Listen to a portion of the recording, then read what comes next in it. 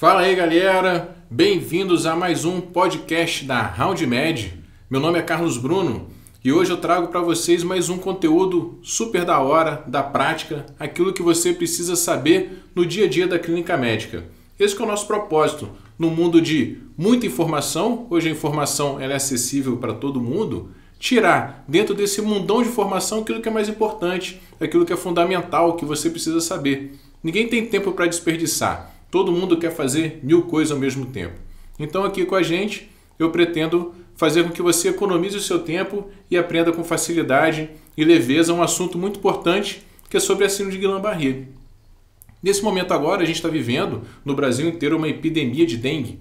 E a epidemia de dengue pode estar associada ao aumento do número de casos de Guillain-Barré, porque a gente sabe que a síndrome de Guillain-Barré está muito associado a um quadro pós-infeccioso. Muitas das vezes uma diarreia por Campylobacter, eventualmente infecção por influenza. A gente teve muitos casos de Guillain-Barré em 2015 por conta da epidemia de Zika. E agora, com a epidemia de dengue, a gente pode ter um aumento do número de casos. Não quero dizer que seja comum ter Guillain-Barré associado à dengue, mas nós estamos tendo milhões de casos por dia, então pode ser sim que a gente tenha um aumento no número dessa síndrome, que é extremamente grave, mas com prognóstico muito bom.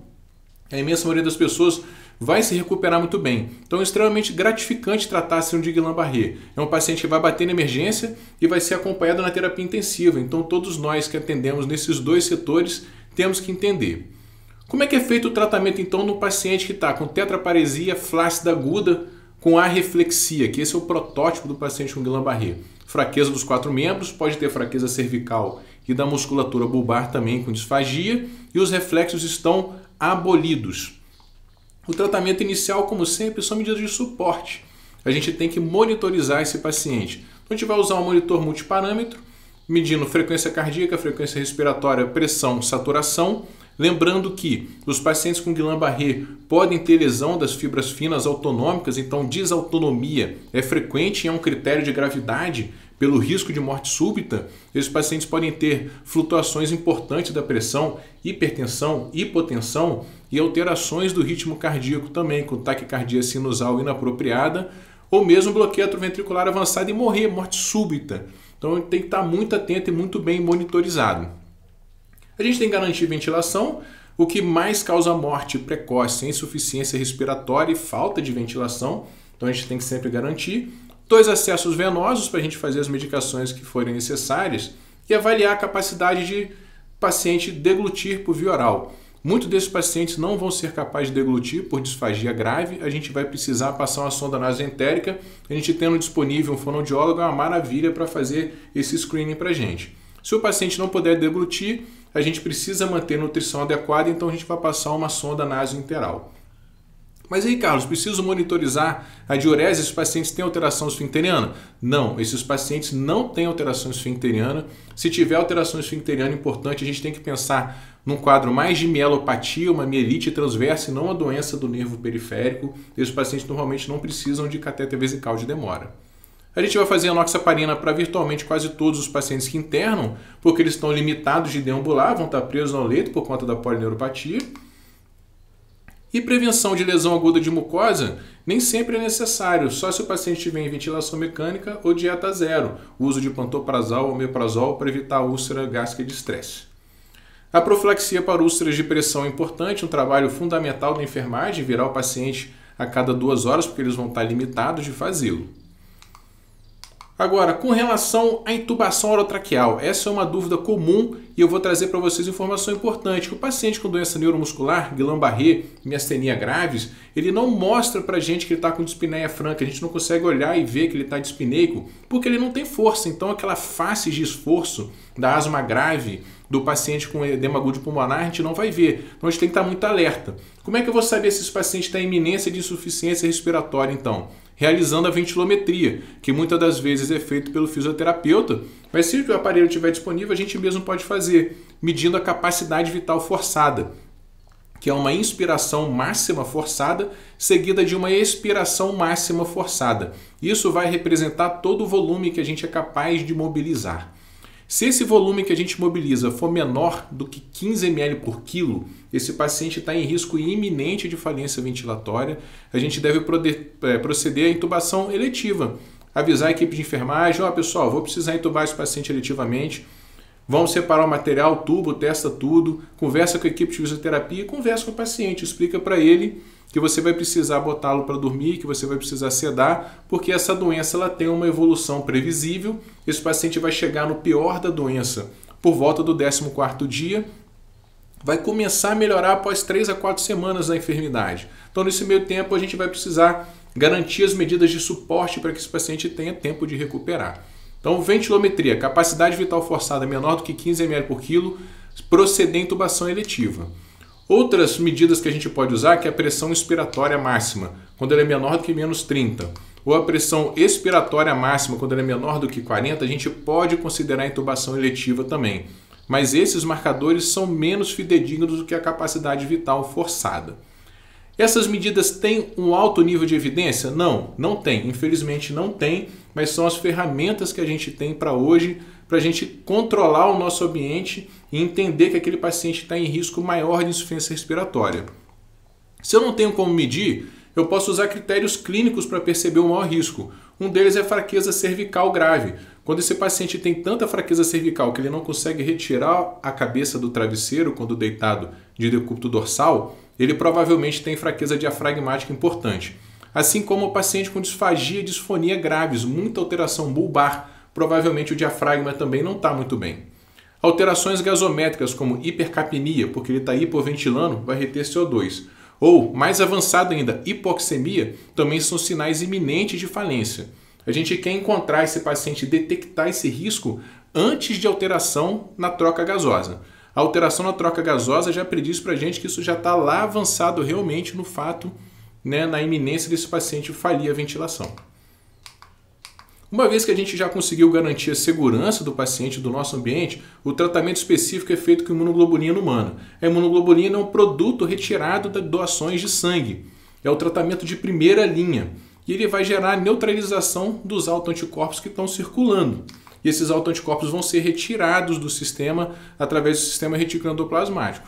E também gera modulação imune da defesa celular. Então a imunoglobulina atua em vários mecanismos.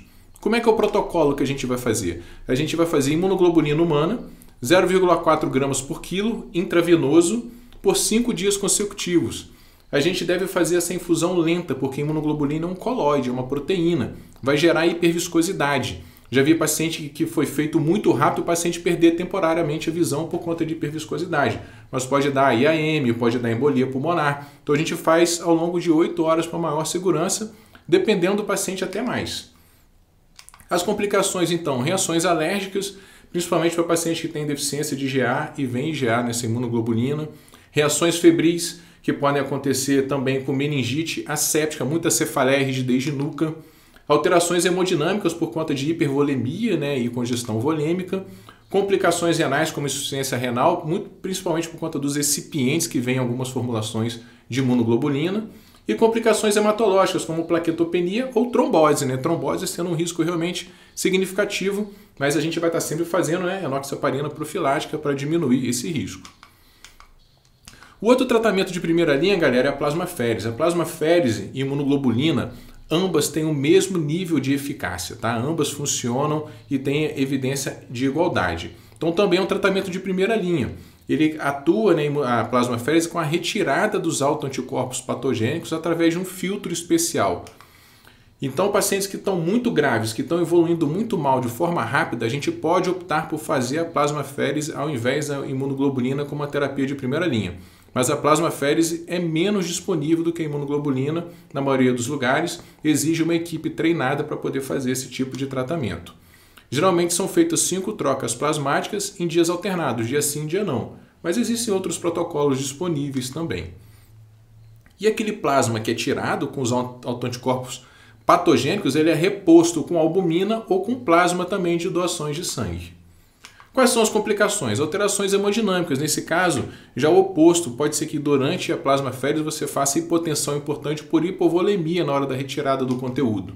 Arritmias cardíacas, porque não sai só plasma, sai eletrólito também. Então podem acontecer arritmias. Reações alérgicas da mesma forma, tanto por conta do filtro, como pela solução que é reposta, que podem ser reações transfusionais no caso do plasma.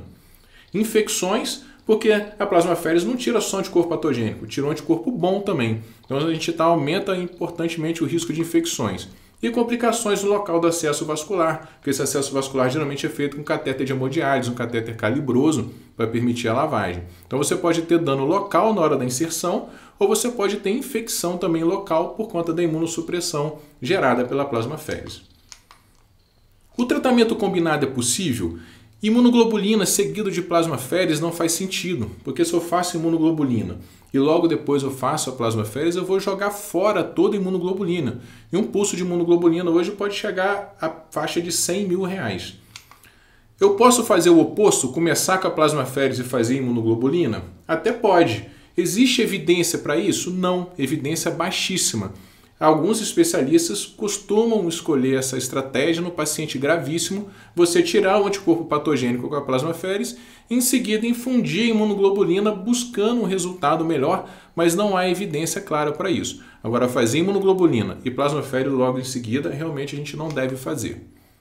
A gente pode repetir a dose de imunoglobulina? Outra dúvida frequente, até mesmo de neurologista. Então, um estudo SD-GBS, um estudo que foi conduzido em 2021, infelizmente mostrou que não houve benefício. Pegaram pacientes mais graves, que tinham Guillain-Barré formas que evoluíam mais rapidamente, fizeram um pulso de imunoglobulina no começo e depois faziam outro pulso de imunoglobulina com 7 a 9 dias. Esses pacientes não tiveram melhor desfecho funcional e tiveram aumento de complicações trombóticas por conta da hiperviscosidade. Então, até o momento, infelizmente, foi um balde de água fria. A gente não tem evidência de que 2 ciclos de imunoglobulina vão gerar efeito benéfico. Como é que é o prognóstico? O prognóstico é muito bom da síndrome de Guillain-Barré. A mortalidade é ali de 3 a 10%, na maioria das vezes por complicações intra-hospitalares, pneumonia associada à ventilação, embolia pulmonar. Idade avançada e sintomas graves que progridem rapidamente afetam o prognóstico negativamente, claro, mas 80% recuperam a deambulação independente em 6 meses. Então a imensa maioria dos pacientes vai ter um prognóstico muito bom. Então a gente tem que cuidar muito bem desses pacientes. A dor neuropática e fadiga costumam ser frequentes e serem arrastadas, eventualmente até por um período de vários anos. Então a gente tem que sempre se preocupar em tratar bem a dor neuropática. E a recuperação completa em alguns pacientes pode só ser atingida após 5 anos. Então a gente deve estimular. Não desanima da reabilitação, galera. Acabou a parte hospitalar, o fisioterapeuta e o fonoaudiólogo são os maestros que vão fazer esse paciente recuperar a sua independência total. Então como é que fica a nossa prescrição? Dieta oral ou enteral, dependendo do que o paciente for capaz de deglutir ou não. A gente vai fazer a ventilometria seriada 3 vezes por dia, se não puder pelo menos 2 vezes por dia, a gente vai fazer a ventilometria para ver a capacidade vital forçada, principalmente. Enoxaparina profilática para todo mundo. Inibidor de bomba de próton para profilaxia e lesão de agudo de mucosa só se tiver ventilação mecânica. Analgesia, bastante importante, principalmente para aqueles que têm dor neuropática. Lembrando que não é qualquer analgésico que trata a dor neuropática. A gente ainda vai ter conteúdo sobre isso em breve. A imunoglobulina humana tem apresentações de 5% e 10%. Você vai calcular dependendo do que tiver no seu hospital. A gente vai fazer 0,4 gramas por quilo, então, bomba infusora contínua, infundir ao longo de 8 horas por 5 dias consecutivos e o tratamento vai estar encerrado com essa droga que modifica, sim, a recuperação com relação à doença.